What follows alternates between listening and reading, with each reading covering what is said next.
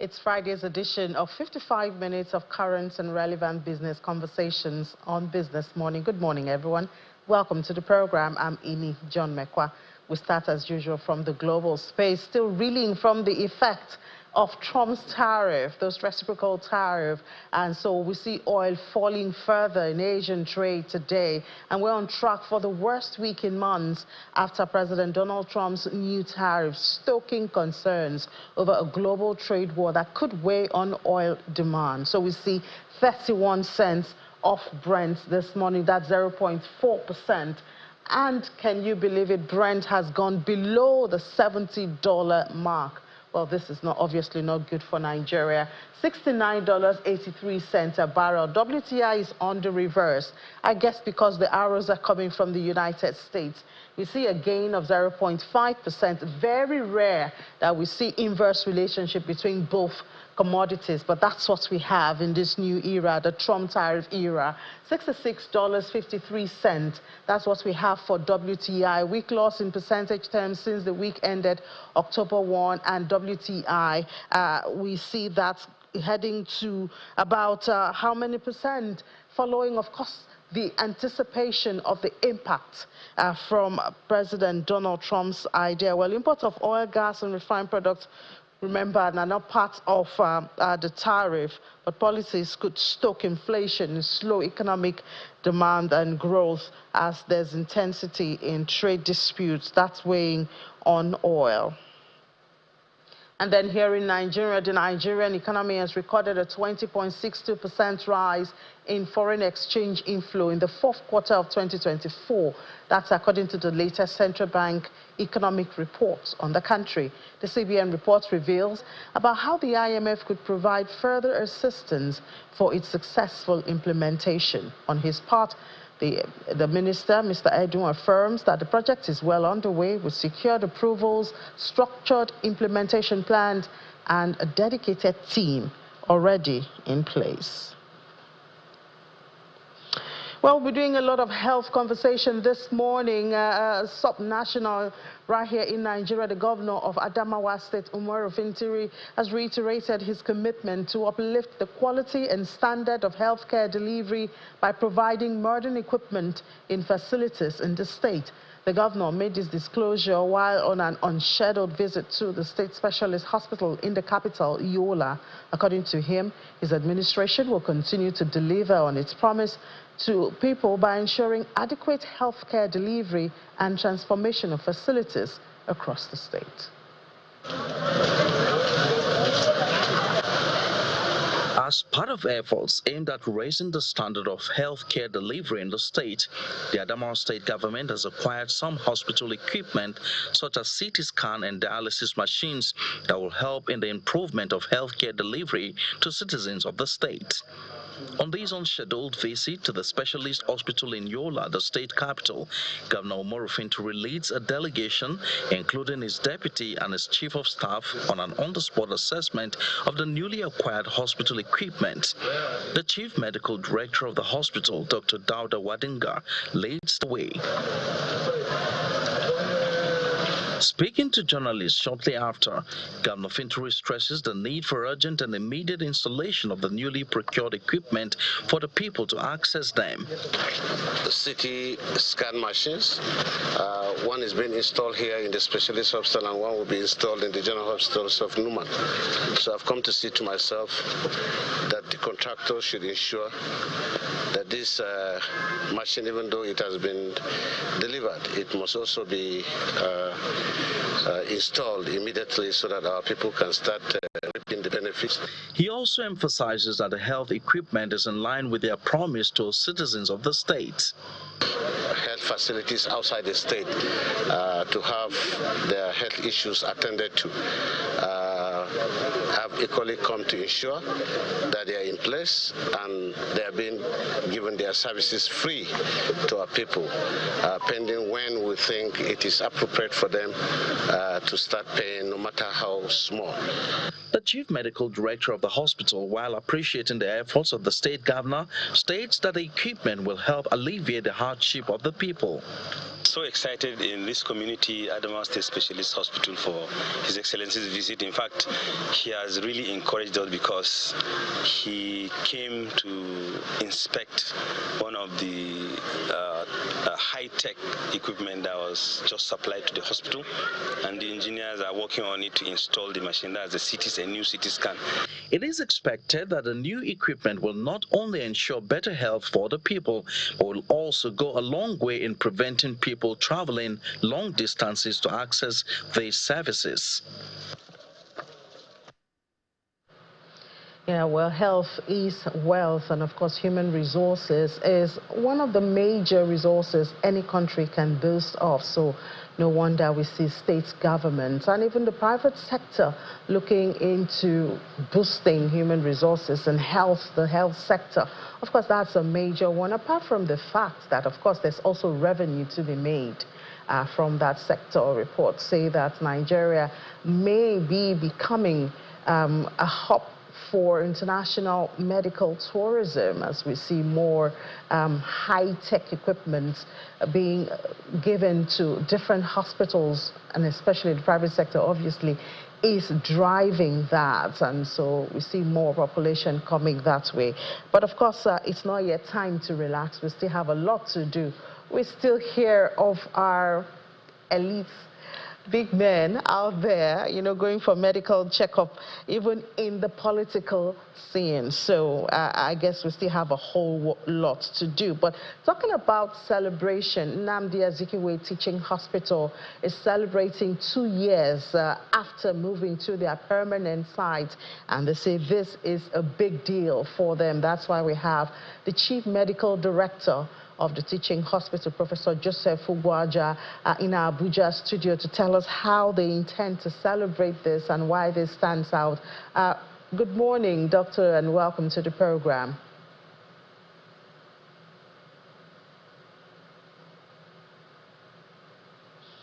Hello, Professor Ugwaja, can you hear me? Welcome to the program. I can hear you clearly. Looks like sorry. We're having a bit of tech. Prof, can you hear me? Looks like we're having a bit of technical issues there. We hope to be able to get him soon. Prof, can you hear me? Professor Ugwaja, can you hear me? I can hear you. Oh, I great. can hear you. You can go on, please. Oh, great. So first we'll say congratulations on this second anniversary of relocation to your permanent site. What does this mean to you, to the institution? Because it's not your second anniversary, it's just the second anniversary of your relocation to the permanent site. So perhaps you can share with us what you've been enjoying since you moved to that site.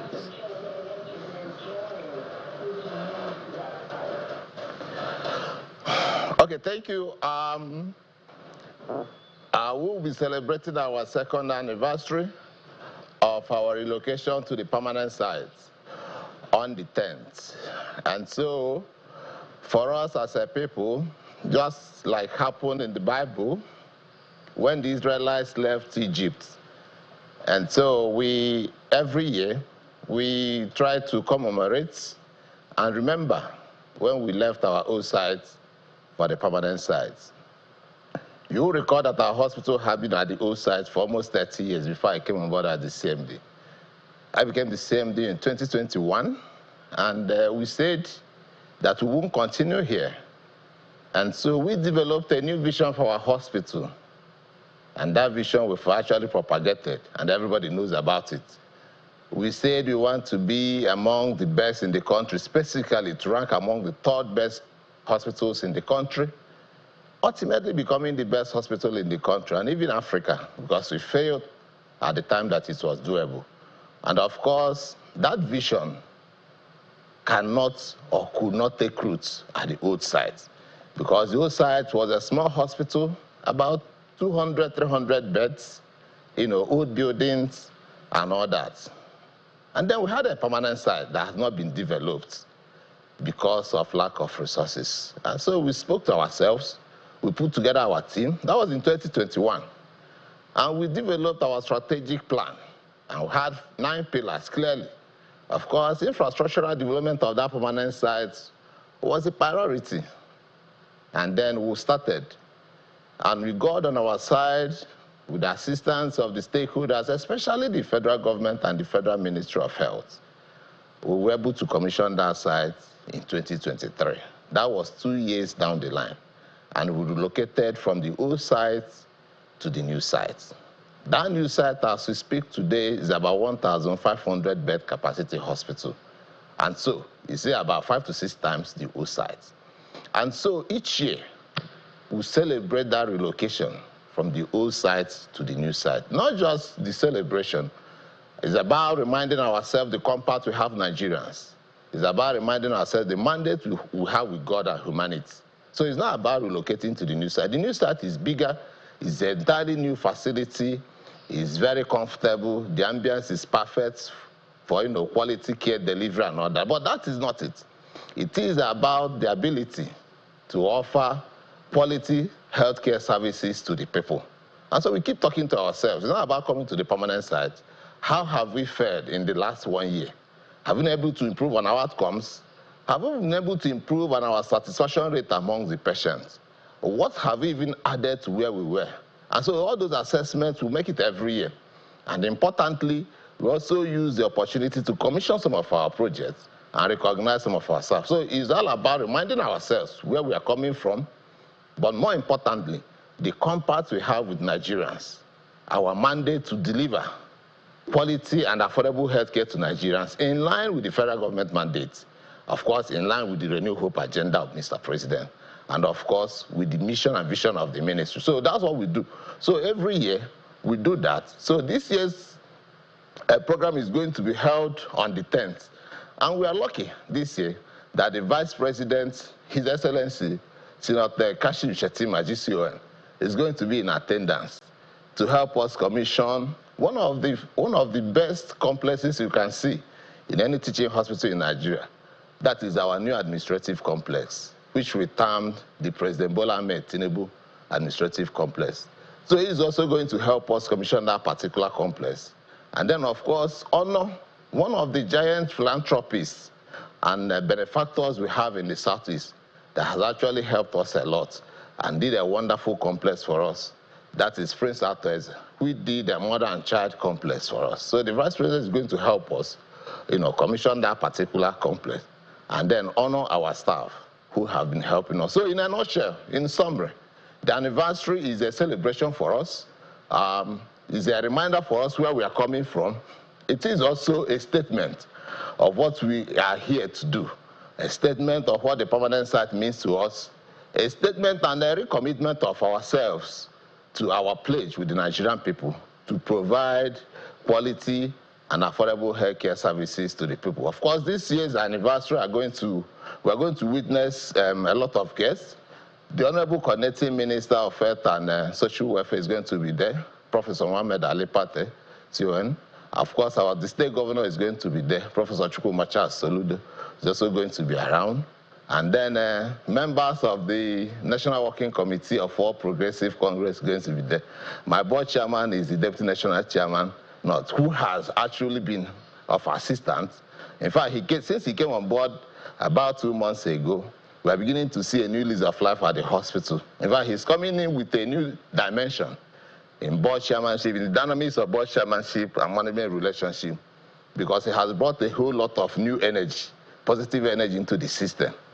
In fact, the coming of the Vice President was actually largely facilitated by him and his colleagues in the National Working Committee. So these are the kind of things we want to see. Times we are aware when you have board chairmen who do not understand the vision of their institutions, and so you start having conflict early in the day. But we are quite lucky to have a man who understands what it means to be a board chairman, that what he is here to do is to add value. So immediately he came, he started linking us up with stakeholders, linking us up with people who are going to help the institution, to the extent that we were able to be linked up to the Vice President of the country, who is coming to commission projects for us. So we are celebrating everybody, but more importantly, we are celebrating the President of the country, Professor Bola Ahmed Tinubu, who has been of immense help, not just to the teaching hospital, but to the Nigerian health sector as a whole. For the first time, We are beginning to see more funding coming into the health sector. We are beginning to see encouragement and support from the presidency for the health sector. We are beginning to see new lease of life for us. I've been a while in the health sector, so I know what it means. So we are celebrating him. That's why we are naming our administrative complex after him, to encourage him in what he's doing, and also to tell Nigerians what he's also doing in Nigeria and then in Southeast. So that's what we are doing. Thank you. Well, I can feel that there's a lot of excitement and all in all of this celebration. But, you know, how will this change maybe services at the hospital after this, and the vision of the hospital? How does this celebration move that, you know, closer to the people or closer to reality?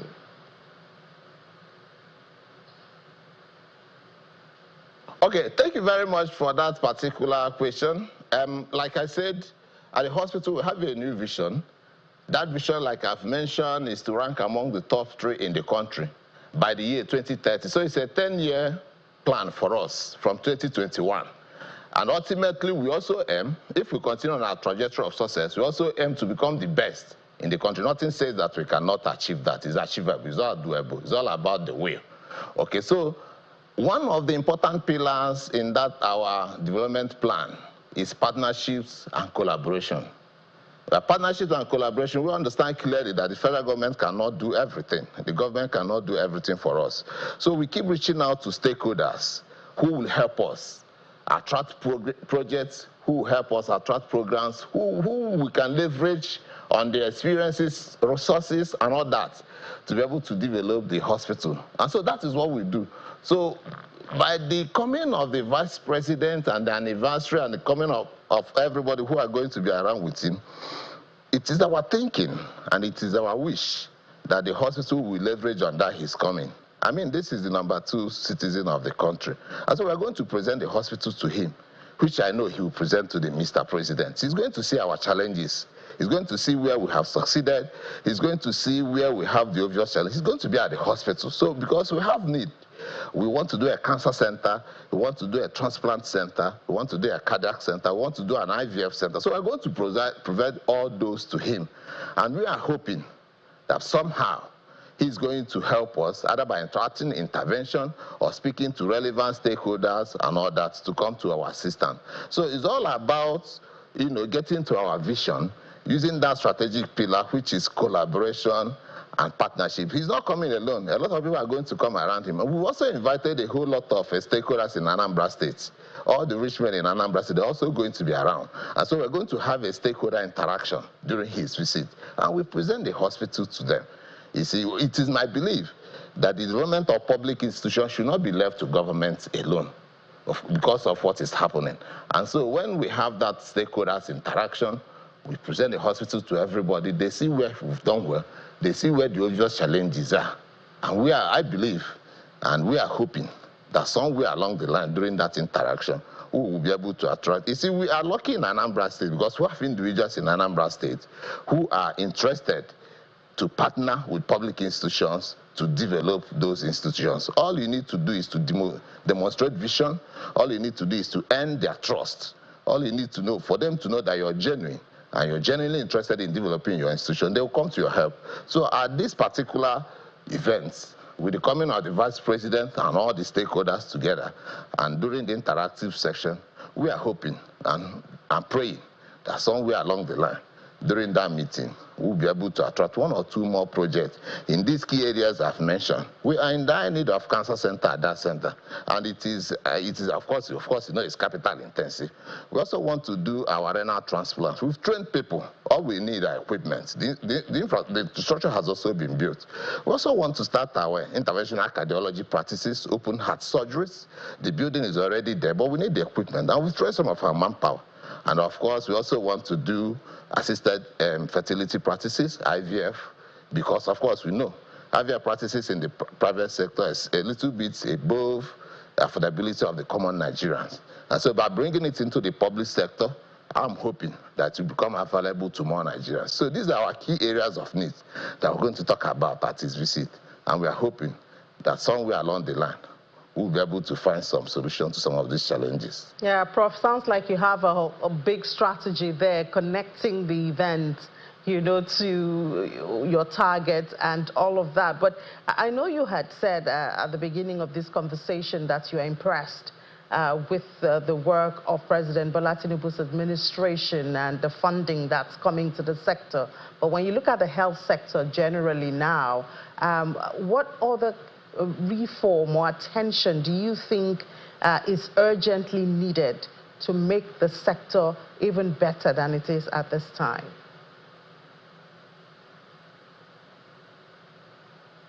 It's okay. Thank you very much. I think for now, the health sector, for some time, I think we have the best leadership profile.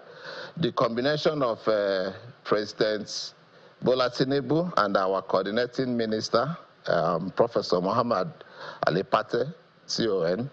And if you've been a keen observer or a participant in what has been happening in the health sector, you realize that in the last 3 years or so, a lot has gone into the place. A lot has gone into the place. The minister came with a whole lot of experience in terms of how to organize the sector. And the ministry has come out with four-pronged approach to their own strategic vision and mission, which some of us at the peripheral end are trying to copy. And so you see a whole lot of things happening within the sector. It will take a while before Nigerians will feel the whole gamut benefit of it, but it's beginning to happen. The indices are beginning to change, with the increased funding, building infrastructure at the required places. You see, for me as a person, I keep telling people, even to my colleagues, it starts with leadership. Once you have the right leadership, you see, a whole lot of things become easier and all that. So with coming of the minister, with his experience and all of that, the place is more organized now. If you visit our hospitals, in fact, for information, I'm hosting the committee of CMDs, even about the time I'm doing the anniversary. That meeting is starting on the 8th, and we run through 12th. Now, if you come to that meeting will bring together all the CEOs of the teaching hospitals, federal medical centers, specialist hospitals, and we discuss. And if you look at the profile, you look at what hospitals have done, you will marvel at it. And these things are happening in the last 2 years or so. And so we've seen it. And all I'm hoping is that we continue in that trajectory. Because once you have the right funding and you have the right leadership with the right strategy, things will happen, things will change. So Nigerians are beginning to have new leads of life. The indices are improving, courtesy of the increase. We know we are not there. We know about the Abuja Accord, 15% of national funding. This year, I think it's a little bit above 5%. The health spending with respect to the total national budget. But that is a significant improvement in what is happening. And so I know that the system has changed. I know that the hospitals have become better. I know that the leadership corporate governance has become a whole lot better. And then the patient outcomes have changed greatly across all hospitals. I'm just hoping that we continue on that trajectory under the leadership of President Bola Ahmed Tinubu, supported by our coordinating minister, Professor Muhammad Ali Pate, CON. I believe we'll get there. It's just gradually. Rome is not built in a day. But I can assure you that a lot of things has changed in the health sector. If you are going to be around during my anniversary, you see that hospital. The hospital showcases what the federal government is a showcase of what is happening in every other place. Like I told you, when we came on board, there was nothing in that side. But with the help of Mr. President and this particular minister, we've been able to build a whole lot of infrastructure so that we're able to move within a short space of time. So that is what you see happening in all the zones of the country, in all the other hospitals. So a lot of activities are happening, and I believe that patient outcome has greatly improved. Given that we may not be there yet, but I believe if we continue in this trajectory with the right leadership, with the correct strategies, with the correct funding, definitely, Nigerians will have a better health sector. That is my belief. Thank you. All right. Thank you so much, Professor Joseph Ugwaja, the Chief Medical Director at Nnamdi Azikiwe University Teaching Hospital, and we wish you the best in your celebration. Thank you. Thank you.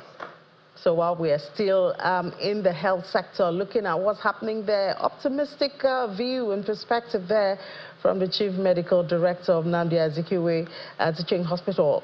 But what about the issue of brain drain? This has made the topic and still remains the topic.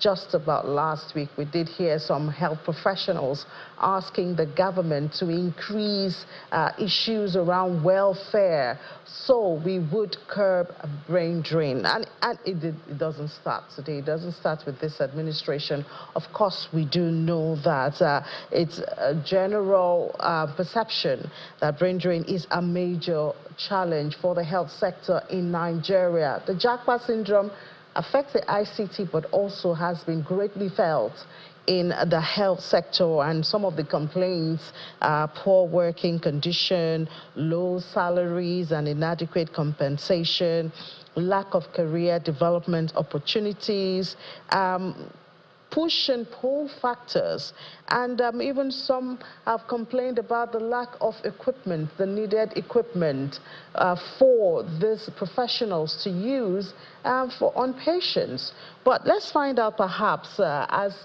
Professor Joseph Waja was so optimistic there, if there are lights that have been coming from different aspects also in this. We have to discuss this, the Chief Executive Officer of Medical and Dental Council of Nigeria, Dr. Fatima Kyari, also from our Abuja studio. Dr. Kyari, good morning and welcome to the program. Good morning. Thank you for having me. Great. So yes, the MDCN actually recognizes that brain drain is a big issue and contributes to significant challenges of Nigeria's healthcare system. At this junction, I'd like to say that this is quite aligned with the National Strategy for Health Renewal Investment Initiatives, which is configured by the Honorable Coordinating Minister of Health, Professor Muhammad Ali Pate, whom I must say thank you very much for coordinating all issues around health workforce mobility. And we have the new Nigeria National Health Workforce Migration Policy, which really considers what we can all do. It's in alignment with the vision of Mr. President. And one of the things that we can do at MDCN, you know, is the regulatory body for medical and dental practitioners, and it was established through an act, the Medical and Dental Practitioners Act. And going by that act, we are to register medical doctors and dental surgeons. And how they get onto the register is actually our business. We regulate and approve the courses they do, that is medicine and dentistry, the qualification they get, which is MBBS or its equivalent, and BDS, and even the institutions, that is the universities that offer these courses. Now, what are we doing in alignment with the vision of the President and the 4-point agenda of the Honorable Coordinating Minister of Health? Our first strategy at MDCN is expansion of medical schools. Why do I say expansion? In terms of numbers, when you look at the numbers we have produced in the last year, our output is about 5,500 of medical doctors. And you compare with the number in 2024 of those that have exited, it's about 4,000. So we have a net of just 1,000 in 2024 in terms of output, you know, new output and exit. Currently, we have about 116,000 doctors on the register. Of course, we have, not all of them are in Nigeria. We have an exit register as well. Some are deceased, so we don't count them, and some have exited the register. But if you look at the balance in the numbers, then that means we're getting more out than getting in. So one strategy is expansion of medical schools, a strategic expansion of medical schools. in terms of numbers. And how do we plan to do it? Well, first of all, you must really recognize that our doctors are well sought out after. If anything, the brain drain, which is really negative to our population, but it's also a good indication that our training of doctors is excellent. They're well sought out after. And those that have gone out for so long, they have shown resilience, they have shown they're hardworking, they have depth of knowledge, and these are things that are sought out for doctors. And our doctors out there, have excelled in that manner. So there's a pull factor. MDCN is not really an economic institution, so I can't really say much about the push factors, but what we are doing, as I mentioned, expansion. The president has given his vision. The minister has given his direction, is a directive. But we at MDCN must ensure that the increase in numbers is in alignment with our quality and our standards. And that is what we're doing. We ensure that we verify the schools that express their ability to increase the numbers. We ensure that they have the right infrastructure, the human resource capacity, and we're also supporting all the schools to have an effective delivery of the curriculum. So I would like to bring in the TET Fund High Impact Intervention initiated by the Honorable Minister for Education, who also has aligned with this vision of expansion. And we are going to collaborate with them. I'm in the coordinating committee, the ministerial committee for infrastructure development in selected medical schools, and not just for the study of medicine and dentistry, but also other health profession education like nursing and midwifery and pharmacy. So these are the things that it's a good time because we are all aligned in the same direction, and there's workforce mobility awareness. So these are some of the things that we're doing. We're also doing advocacy. So we are talking to World Bank in terms of the projects that we're going to do so that they can support this program of expansion. And we will continue to ensure that the quality is maintained, the high standards of training is maintained, but the output is increased. I'll give you an example. At the end of 2023, the output was the quota or resource-based carrying capacity of our medical colleges was 5,500 across 43 training institutions. And the need is great. At the end of 2024, with an active move and having a conscious effect of that vision, we have increased the number of training institutions to 69. I beg your pardon, to 65, and the output or resource-based carrying capacity now is about 7,500, and this is just the beginning of 2025.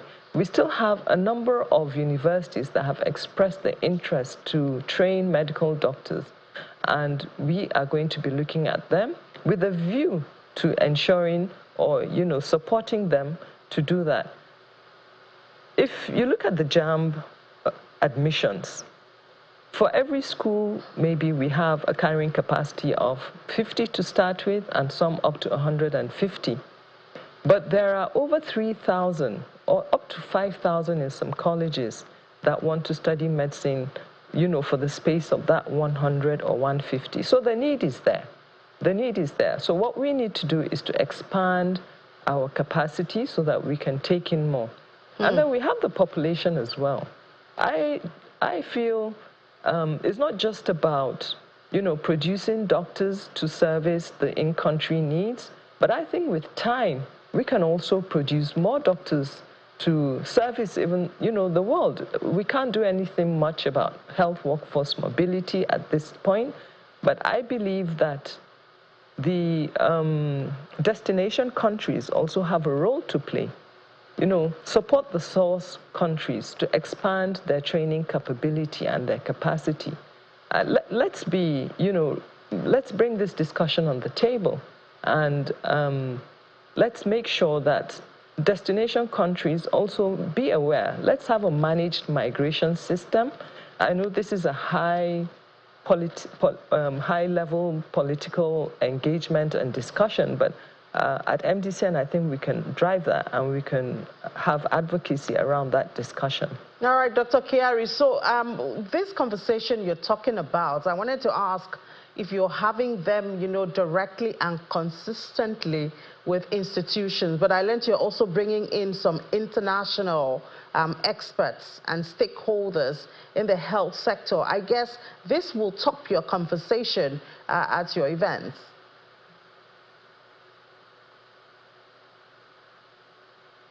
Yes, so fortunately, yes, I've been talking to institutions, our training institutions, as I mentioned to you earlier. We are directly in connection with them because the Medical and Dental Practitioner Act actually mandates us to have that conversation with them.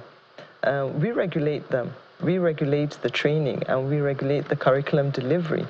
So we have that discussion both with the universities as well as the clinical sites, which is the chief medical directors.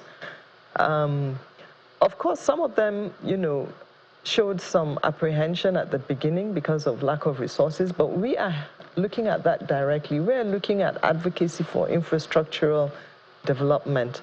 And we're going to have a workshop in the coming week, which is the Association of Medical Councils of Africa workshop.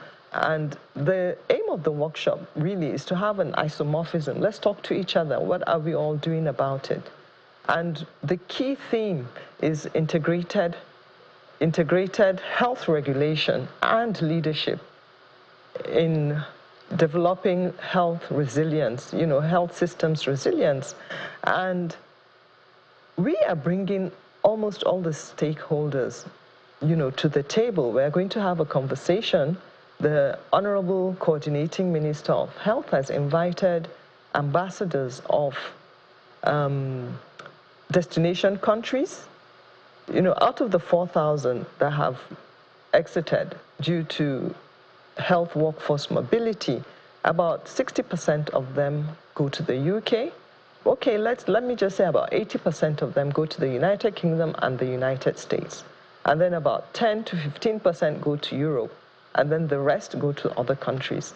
So we need to bring destination countries to the table, and we're having that conversation. The Honorable Coordinating Minister of Health, Professor Muhammad Ali Pate, has graciously actually invited them, and we hope that they will be there to listen to us, and we're going to be talking. We have a whole session on workforce mobility, not just what is the issue or why they are or what our retention strategies are, because we really need to also support those that remain. Those that remain are very key and important, so we need to support those that remain. And we also need to talk about how we can track. So as we said, it's a free world, you move, but let's be able to track and let's be able to see what we can bring back to our country. Apart from supporting those who remain, we're also having a reintegration strategy. So we have started to talk with associations of Nigerian practitioners in countries across the world, and we're asking them, we're making re-registration or reintegration much easier. They're integrating back, and we're also leveraging on digital health tools so that we can, get their input, even if it's through digital health. We have actually almost finalized our digital health guidelines, and this is the mandate of MDCN again, and we will soon have that, because that would really make things a lot easier, both for doctors that remain and for doctors who we wish to reintegrate from other countries. So the discussion is being had on the table. World Bank is also supporting, and we have had a lot of discussion with World Bank, and they're going to also have a session on discussion of migration policy, the migration policy, in the workshop that we're going to have next week.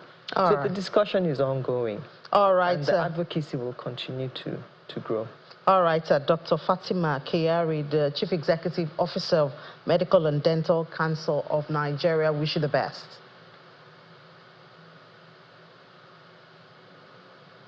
Thank you. All right, so Thank you very much for this. Let's take a break. When we come back, we'll leave the health for just a bit and look at the rail sector, the issue of structural inefficiency. Nigeria has a lot of potentials. Why has it remained potential for decades? We'll seek to answer that question after this break here in Business Morning. Join us again.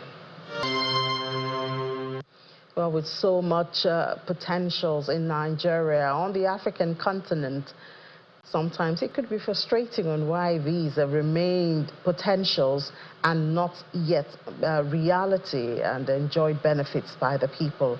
On the continent, a lot of fingers are pointing to structural inefficiencies. How can this be dealt with? That's what we're going to be discussing now with the Executive Director of Ernest Shonekon Center, Mr. Uchenna Ogbonna, still from Abuja Studio. Abuja Studio, very busy this morning. Mr. Ogbonna, good morning and welcome to the program. Good morning and thank you for having me on this program. Great. So how much of a challenge is this structural inefficiencies in Nigeria? A lot of people say this is why our potentials have remained potentials and have not been unlocked.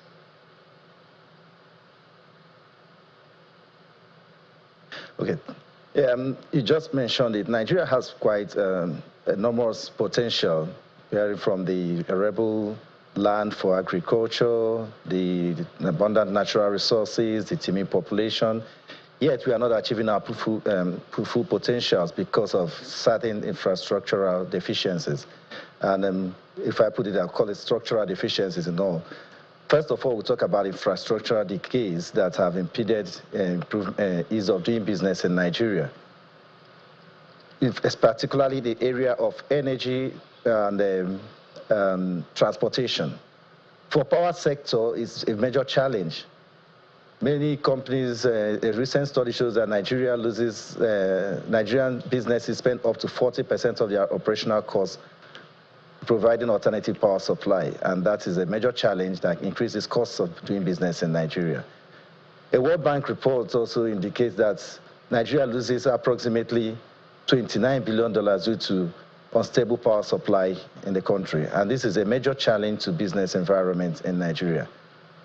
How do we improve this? We need to focus on alternative power supply. Presently, the country generates approximately 3,500 to 5,000 megawatts of power, and this has been in that range for so many years. We are not seeing much improvement. So there should be more investment in alternative power supply. Then in the area of transportation, the delays in clearing of goods at the ports, the inaccessible routes, which is preventing farmers from bringing their products out to the consumers in the cities, has become a major challenge to businesses in Nigeria. So these are areas we need to look at. There's also the issue of legislative and regulatory inconsistencies. So many conflicting regulations and conflicting levies and taxes across the federal and state and local government levels. These are also impediments to the ease of doing business in Nigeria. And to drive this, they need to harmonize all these taxes and levies. I know that the tax reform bill, which is still in progress, is addressing some of the issues, but we need to also address the issue of overlapping regulatory requirements. Then we also talk about obtaining permits in the country has been a major problem, and I attribute that to red tapeism and bureaucratic nature of the government structure. For foreign investors, it becomes very difficult obtaining certain permits to be able to operate in Nigeria, and that's also an impediment to achieving our full potential despite our natural and resources and the teeming population we have. So just as you mentioned, I will also say that. So just as you mentioned, the issue of reforms, we know, well, the President Bola Tinubu has been on a reform road since he got into office.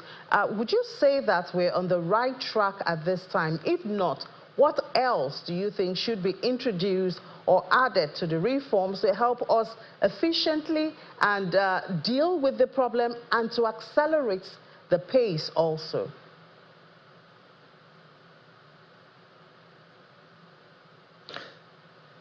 I would say we are presently on the right track with the recent reforms that are coming into effect. But the challenge we are going to have is implementation. And this implementation of this is based on the regulatory environment. The intention, that is the reason why there should be some stakeholder engagement in this process of reforms, so that everybody gets to understand the clear objectives of the reforms. Because if it's not properly understood, the actors in the field might end up not implementing the right vision of the lawmakers. So I think the country is in the right direction, but we need to deal more with implementation. Okay, but how can the Ernest Shonekan Center help in this? I mean, that's what you're there for.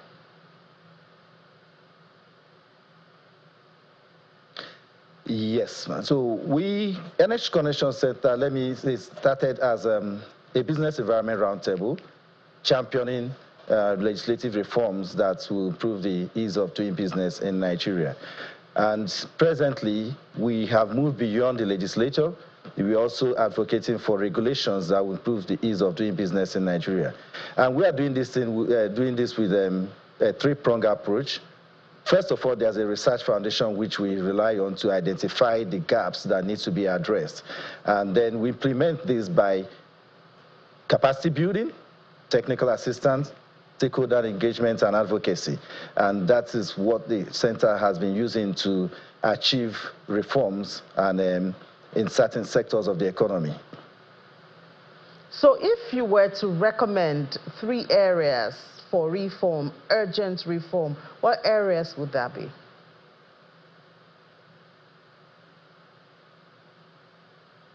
Okay, in the first place, there's one major area we have not really looked into in this country. Our development planning has been short-term over the years. The current development plan we have is running from is about a 5-year development plan, and the previous one was a 3-year development plan.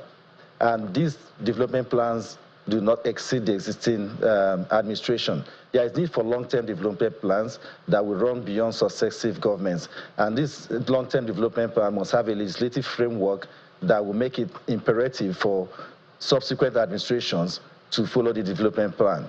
So that will help have a long-term structure that will achieve our potentials. Secondly, we also need to review some of our investment laws. We need to look at reforms in the investment sector so that we can attract foreign direct investment. Yes, the president has signed a new Investment and Securities Act, but I still feel we need to do more in terms of incentives to attract foreign investors. For a country that is highly dependent on oil and with the price of crude dropping by the day and high exchange rate, we need to do as much as possible to attract foreign direct investments. All right, thank you so much. We also need to deal with the infrastructure laws that will unlock investments in the infrastructure industry, because a lot of the infrastructures are restricted to government investments, and government cannot do it alone. For instance, the rail lines, we need to unlock the laws that are restricting investments in these lines so that it can be a more open and competitive economy for the Nigerians to invest in. All right, Mr. Uchenna Obona, thank you so much, Executive Director of Ernest Shonekan Center. Thank you for your perspective.